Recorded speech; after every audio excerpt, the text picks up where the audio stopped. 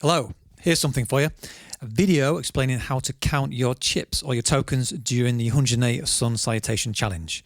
So when you're doing this challenge, there are a couple of things you need to think about. The first one is to think about how you're going to divide up 108 Sun Salutes. One of the main ways that people do 108 is to divide 108 up into 12 chunks.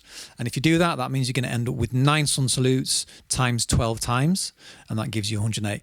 The basic way to do this is to find a counting medium, and what I'm using here is I'm using poker chips, which are quite nice to use. They're quite small, but they're also heavy enough not to bang around too much, so it's easy to kind of place and grab hold of.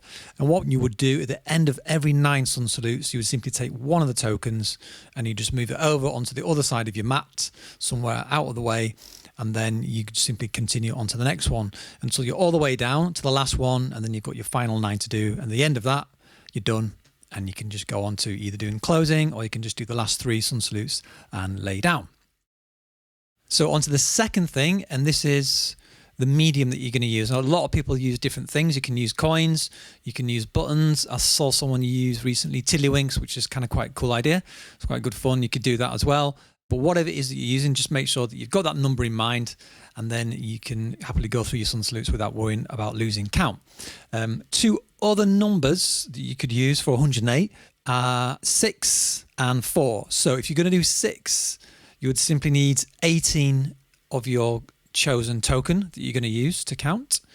And you just do the same again after every 6th Sun Salute. Then you would just move one over. And then if you are going to just count to 4, then you would need 27 tokens or chips. And then you would just do it after every 4, just move one over. And the reason why this is really good for any of these divisions is that all you need to do is count out your number of tokens at the start, and then you just don't have to worry. And then you can just keep that number in mind that you need to count to, and that's fine. So I hope that's given you some ideas of what you can do and what things you can use. It might be quite cool to have like a little mini competition to see who can come up with the coolest idea or the most unique counting idea.